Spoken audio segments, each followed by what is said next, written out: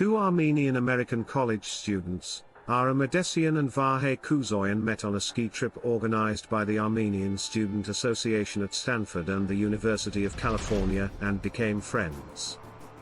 It was not too long till they discovered that they had something in common: their dads were small business owners. The two college students noticed that small businesses like their dads were often overlooked when it came to the aspect of technological innovations, most especially the jobs that had to make you get your hands dirty, like plumbing, air condition repair, electrical and garage door repair, and so on. At that point, they began their research using their dads first as their case studies, then other people of different backgrounds of small or menial jobs. After their college graduation, before heading off to Silicon Valley to look for jobs as programmers that year, they both decided to work on a little project as a gift for their dads, to make their contracting businesses easier. This project was a desktop program which actually helped their dads out with advertisement and also payment, as cashing paychecks was awfully stressful. They also helped in the aspect of inventory management, as their dads worked in construction and plumbing, which used quite a number of inventories. For 5 years, from 2007 to 2011, Ara and Vahe worked on the project alone, where they faced a lot of challenges. In fact, according to Vahe, in an interview with Het, "We started 2007 and until 2011 it was just Ara and I. It was not a fun process as we went from one failure to another, it was an exercise to stay alive and not die." In those 5 years, they were able to develop a very deep understanding of their customers, and they were able to deduce a specific pain point that every industry faced, which was an advertisement. According to Vahe, when you're in the plumbing business in the US, you have to find channels to advertise your business to reach customers. So 99% of the work in this business comes from the phone. The solution they gave to this problem was that they built a platform that basically connected the users' phones to the client's database and then gave a report. Since other people in their dad's line of business faced the same problems, they decided to open up their solution to the public, and in 2012, Servicetitan was founded. Servicetitan is a cloud-based platform that helps home services companies streamline operations, improve customer services and increase sales. Since Servicetitan was the only company at that point in time with the solution to that problem, it was no surprise they got their first batch of clients in no time. With this first set of customers, they were able to raise a few $1,000s but ran out really fast because they invested heavily in the growth of their staff, growing organically from 10 to 60 staff.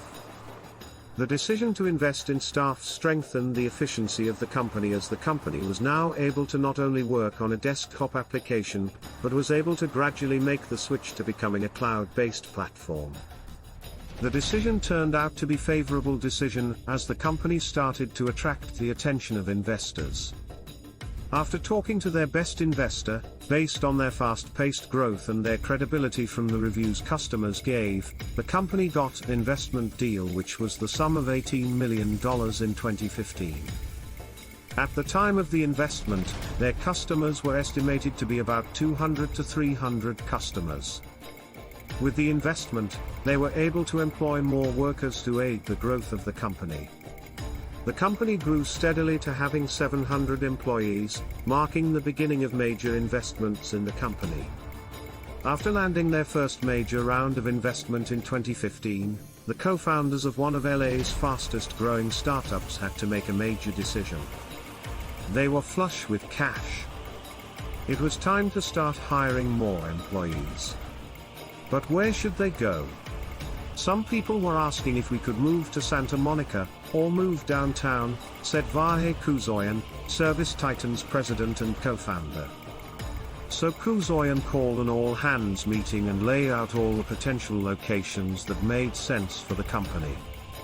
During the COVID-19 pandemic, Servicetitan clients in home maintenance saw an uprise in the level of securing jobs, owing to the fact that everyone stayed at home, and the more they stayed at home, the more they became conscious of every little detail of their homes. The need for remote jobs also rose, which attracted more customers to their company's platform. According to Medesian, At the beginning of the COVID-19 pandemic, it was wild. Lockdowns happened and everybody literally shut their doors and wouldn't let anyone in. But as people got comfortable with the lockdown safety procedures and got comfortable with social distancing, businesses picked up very rapidly, because people realized that the homes they were stuck in required a lot of work.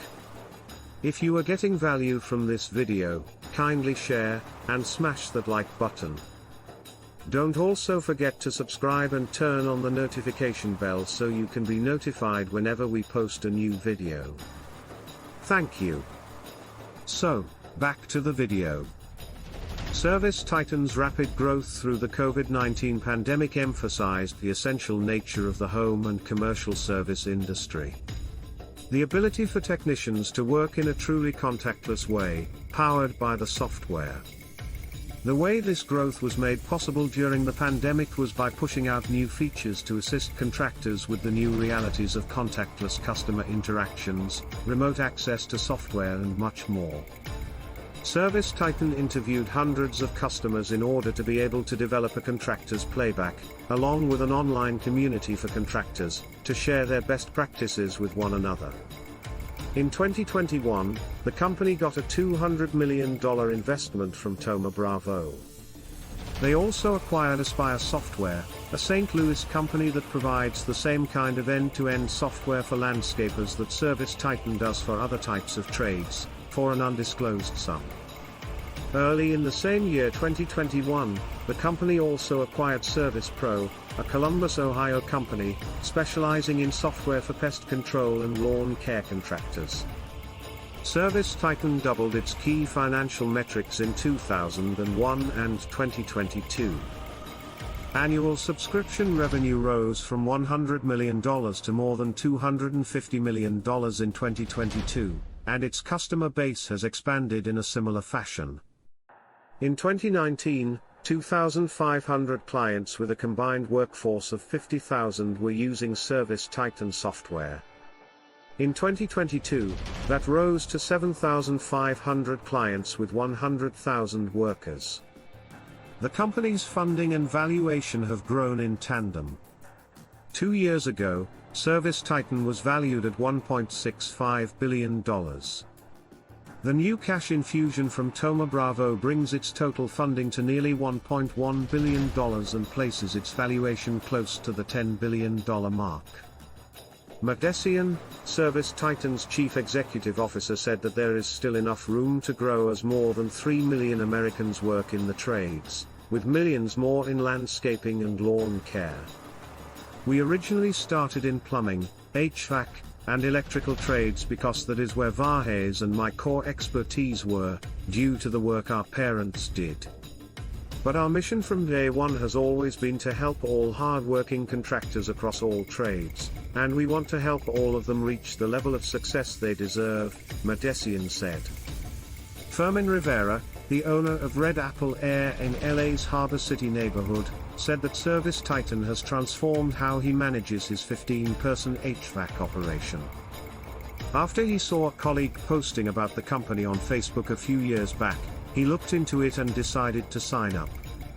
Once we made the switch, it was like, oh, we're playing with the big boys now. The software has helped him automate part of his marketing and customer relationship operations. He easily creates a menu of special HVAC packages for customers, and track performance across his team. It gives you a bunch of information. You've got all your metrics up in your face, Rivera said. It just keeps getting better and better. Byron Dieter, an investor who sits on Servicetitan's board, and led its first big round of funding as a partner, at the venture capital firm Bessemer Venture Partners, said that the company's relationship with its blue-collar customer base was key to its growth. They steadily listen to customer pain points, and the customers take them to the next opportunity, Dieter said. The interesting thing is that the customers talk with each other, even competitors, so it is very hard to win their business. But when you do, the bonds are deep and tight, Dieter said. They don't switch on a whim. They borrow complex buying decisions. They talk to a lot of industry folks, but that's what's beautiful, when the snowball starts rolling downhill, it gets big fast. Rumors about Servicetitan going public have been swirling since autumn 2021, when Reuters reported that the company had started preparations for an IPO for early 2022.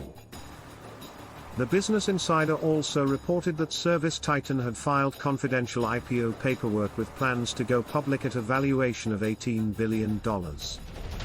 Thank you for watching. We hope you like this video. You can go ahead and watch other of our exciting videos. Don't forget to subscribe and turn on the notification bell.